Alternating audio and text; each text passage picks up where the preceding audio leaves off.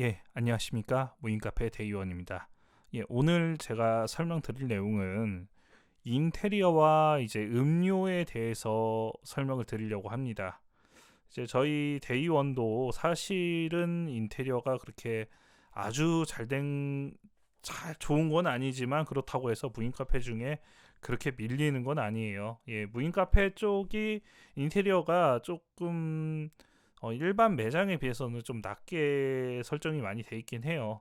자, 그러면 저희는 원두를 더 좋은 걸 쓰고 더 프리미엄적으로 파우더도 거의 이제 전문점에서 쓰는 것만큼을 쓴다고 합니다. 근데 이제 일반적으로 고객이 느꼈을 때는 그렇게 아직 못 느끼고 있다는 겁니다. 예, 아직 인식적으로 이게 뭐에 쓰는지 그런 부분들이 이제 제가 여태 동안 경험을 했을 때는 뭐 예를 들면은 기계가 있다고 하면은 이제 기계로 먼저 표현을 해볼게요. 기계가 만약에 하나 있다고 하면은 카바가 씌워져 있으면 발열이 일어나서 오히려 덥습니다. 예를 들면 주변 환경이. 근데 기계들은 카바가 많이 씌워져 있습니다. 불필요하게 카바가 있는 경우가 있는데 그 왁구라고 하는 거죠. 뭔가 폼이 난다고 해야죠. 예, 그런 부분들도 중요하다는 거죠. 저희가 이제 대체적으로 어떤 중요한 자리에 가서 정장을 입고 가는 것과 비슷하다고 생각합니다.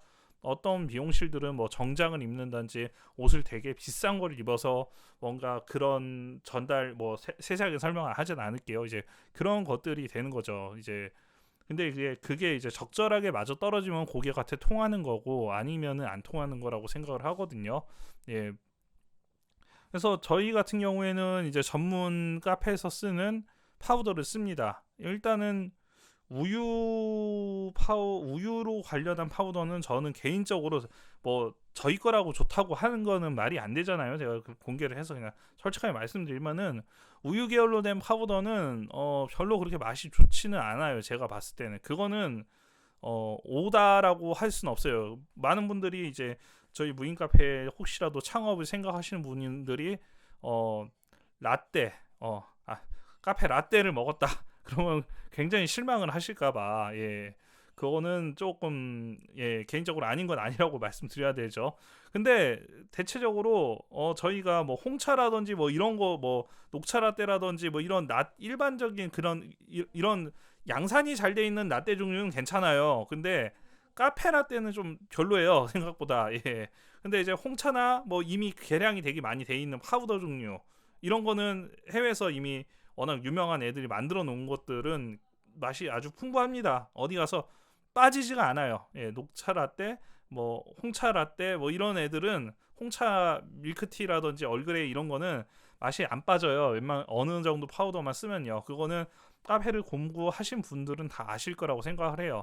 근데 저희는 이제 딴 데에 비해서 차이점이 30가지 정도의 이제 거의 30가지 하나 둘한 스물 몇 가지 정도의 메뉴를 저희가 이제 넣을 수가 있거든요. 근데 이제 거기에서도 뜨거운 거랑 아이스랑 거기는 융합이랑 뭐 이런 것들이 좀 포함돼서 그렇게 되는데 다른 어떤 것들은 기계를 두 개 써야 되는 경우도 있어요. 예. 이게 뭐 기계에 대해서 다 장단점이 있는데 운영을 하다 보면 이제 뭐 저희 같은 경우는 분할이 돼 있고 이제 아세이로 다 붙어 있는 게 있는데 다 기기적으로는 문제점들이 발생할 수가 있어요. 뭐 습기가 찬다든지 이런 것들은 파우더가 굳어버리는 현상들이나 약간 좀 이게 뭐 그런 여러 가지 부분들이 있거든요. 예. 그래서 일단은 파우더가 저희는 이제 되게 고급으로 써서 그런 맛을 내주고 원두는 굉장히 맛있다는 거예요. 그럼 여기서 저희가 생각을 해봐야 되는 게 그러면 정말 프리미엄 그런 별 뭐뭐뭐 이런 데들이 과연 그렇게 좋지 뭐 많이 좋은 거는 아니지만 그릇을 뭐를 쓰고 인테리어를 어떻게 하고 이런 거에 약간 포커스를 좀 놔야 된다는 거죠. 어떻게 보면요.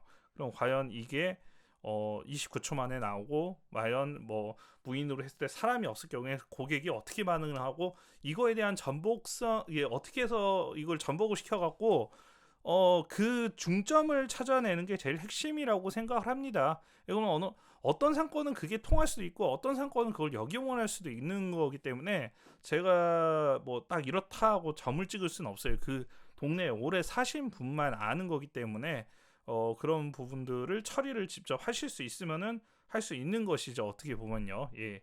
그래서 뭐 제가 앞전 시간에 말씀드렸던 것처럼 사람이 직접 있어서 그렇게 하고, 아닐 경우에는 테이블 다 치워서 그걸 싹둑 자른 다음에 있을 때만 테이블을 쓴다든지, 아니었을 땐 싹둑 잘라서 그냥 무인으로만 물건만 음료만 사게끔 딱 자른다든지, 이제 뭐 방법 같은 게 여러 가지가 있겠죠. 그런 다음에 이제 오픈을 했을 때는 환기를 시키고 뭐 이런 시스템으로 간다든지 여러 가지 방법이 있을 것 같아요. 그런 부분에 대해서는요. 근데 꼭 너무 야박하게만 해서 그게 되는 데가 있고 아닌 데가 있고 지역마다 너무 많이 틀리기 때문에 제가 이렇다라고 말하기에는 쉽지는 않은 것 같습니다. 그 부분에 대해서는요.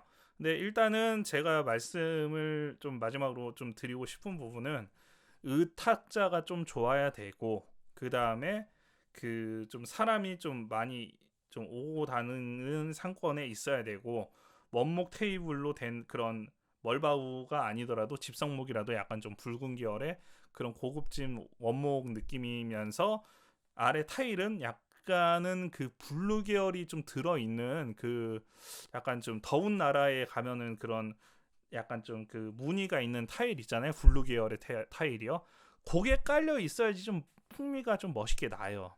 그 원목 색깔하고 그거가 두 가지가 있어야지, 그거 다음에 이제 골드 색깔이 들어가면 좋은데, 대체적으로는 그렇게 돼 있고, 기계를 넣을 때 조금 전체적인 왁구 자체가 집단체 약간 좀 큰 기계다 이런 느낌을 줄 수 있을 때 굉장히 좋은 점을 가져다 줄 수 있습니다. 그래서 그 틀을 짜실 때 틀 비용에서 좀 너무 아끼시면은, 이 느낌이란 게 처음이기 때문에 저희가 이거에 대해서 정확히 고객들이 알 수가 없거든요. 아직은 인지가 안 된 부분이라서 그런 부분들을 좀 신경을 쓰셔야지 되지 않을까 이렇게 생각을 합니다. 예, 이상입니다.